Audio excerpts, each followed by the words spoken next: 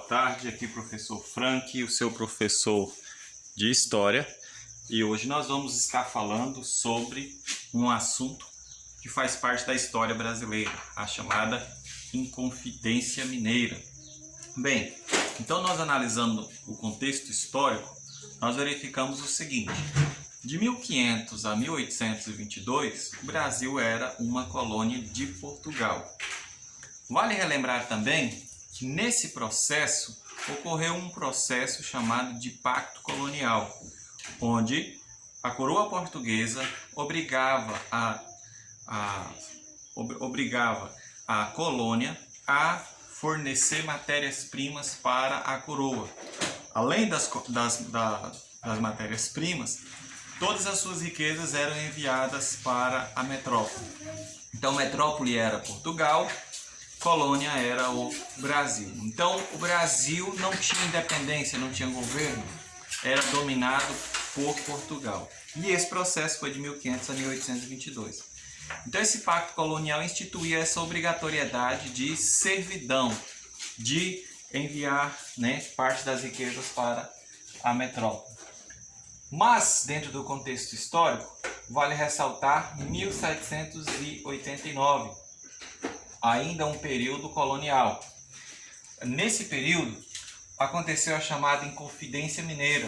A Inconfidência Mineira é um processo de resistência, com o objetivo de implantação de uma república mineira, Mas, na verdade, essa república nunca aconteceu e esse movimento não foi adiante, mas faz parte do contexto histórico. Então vamos analisar o contexto, As causas da Inconfidência Mineira foi o domínio português sobre as terras brasileiras e o exagero político, além das elevadas taxas de impostos. Então nós vamos verificar, 1789 é o chamado ciclo do ouro. A partir do ciclo do ouro ocorreu a criação de Minas, Goiás e Mato Grosso. Então existia a obrigatoriedade, feita pela coroa portuguesa, a obrigatoriedade de produzir certa quantidade de ouro, Então aqueles que exploravam o ouro tinham que pagar impostos sobre a exploração do ouro. Com o passar do tempo, o governo português viu essa exploração de ouro aumentar. E aí essa exploração de ouro levou o governo português, a coroa portuguesa, a crescer os olhos sobre a região de Minas Gerais. E aí o governo português instituiu a chamada derrama. A derrama era uma taxa de ouro, onde os mineradores deveriam pagar 100 arrobas de ouro por ano para a coroa portuguesa. Mesmo com a decadência da mineração, a coroa portuguesa não queria piedade, não verificava que o ouro estava em decadência e obrigava os mineradores a produzir a certa quantidade de ouro.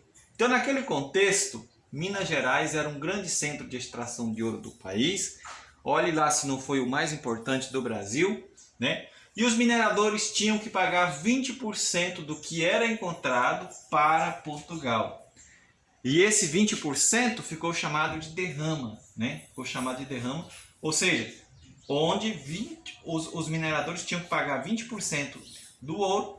E aí você se pergunta, mas professor, e se esses exploradores de mineração não conseguirem, esses 20%, essas 100 arrobas de ouro por ano, Então, foi mesmo independente se você conseguisse ou não, você tinha que pagar as 100 arrobas de ouro por ano, E se não pagou, o que acontece? Soldados entravam nas casas e tomavam bens de valor até completar aquele valor que eles acreditavam ser as 100 arrobas de ouro.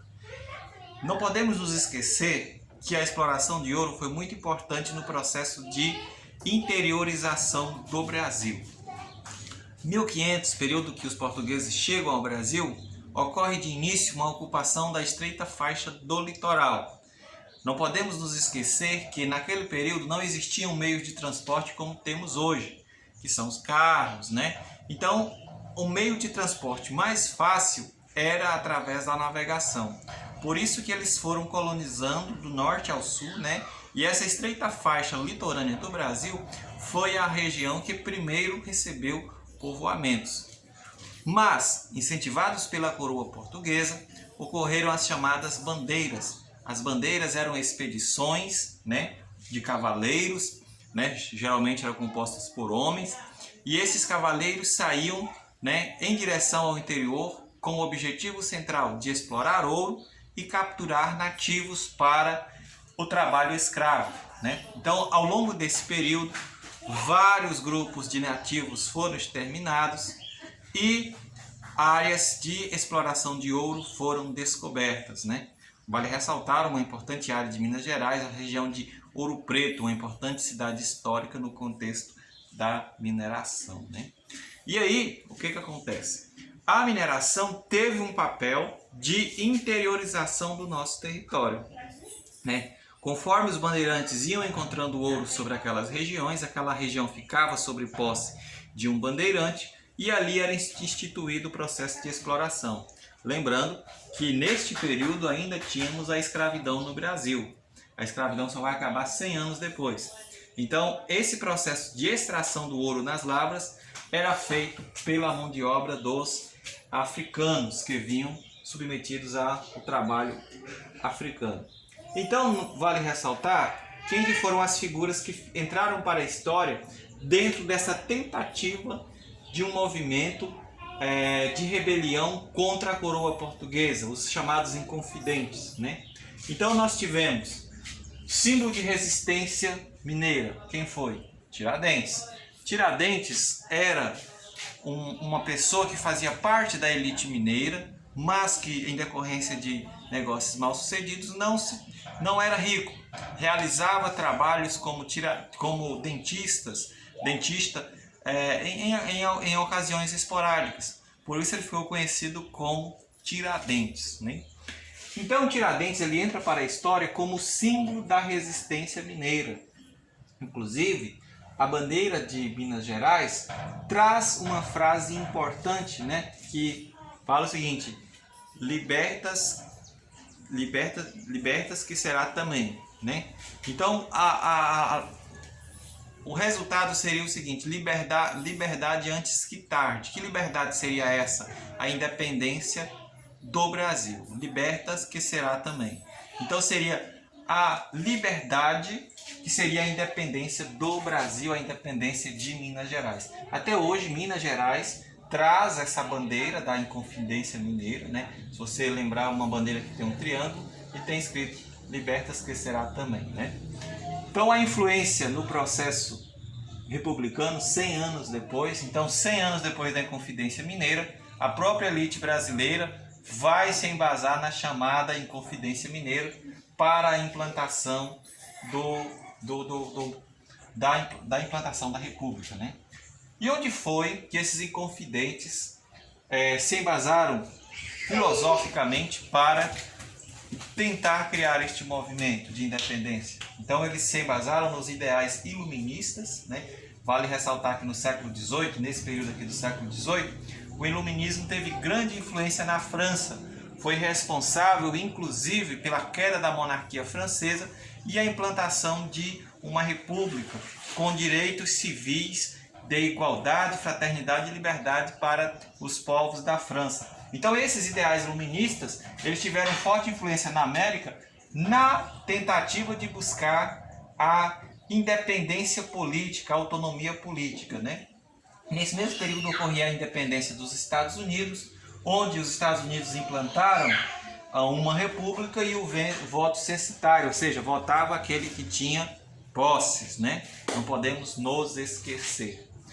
Quais que foram as consequências desse movimento, que foi uma tentativa de promover um golpe na coroa portuguesa, né? Então as consequências foram: Tiradentes, o principal líder da Inconfidência, foi o único condenado à morte em praça pública. Então ele foi enforcado em praça pública e entra para a história como um símbolo na busca da independência do Brasil, né? Então a Inconfidência Mineira marca o primeiro movimento de grande repercussão na tentativa de independência do nosso território. Então rolou a chamada delação e o movimento nunca aconteceu de fato. O que é a delação? Né? Alguns que estavam no meio daquele movimento eram, na verdade, golpistas que foram lá e denunciaram tudo que acontecia para a coroa portuguesa. E aí Tiradentes foi preso e condenado à morte em praça pública, né? E aí, quais que eram as propostas dos Inconfidentes? A criação de uma república mineira, né? E a obtenção de um comércio livre, onde eles não tivessem que pagar impostos para a coroa portuguesa, para que eles pudessem explorar seus recursos de forma independente. Agora eu falei sobre a influência do iluminismo nesse movimento da Inconfidência Mineira, e vale ressaltar que o iluminismo era pautado no liberalismo político e econômico. O que é esse liberalismo econômico e político? É uma corrente filosófica que defendia a liberdade, que o Estado promovesse a liberdade para os burgueses, que os burgueses tivessem liberdade de comercializar seus produtos, sem a interferência do Estado cobrando impostos, sem que o Estado tivesse ali colocando preço sobre os produtos, ou seja, o Estado não influenciaria na dinâmica econômica. Os burgueses teriam liberdade para comercializar seus produtos. Espero que vocês tenham entendido que a Inconfidência Mineira foi uma tentativa de golpe à coroa portuguesa, foi uma tentativa de implantação de independência do Brasil. Foi um movimento encabeçado por Tiradentes, mas que na verdade não saiu do papel em decorrência, né, de um movimento ter sido descoberto, mas entra para a história como primeira tentativa de independência do Brasil, ainda lá no ano de 1789. Forte abraço, valeu!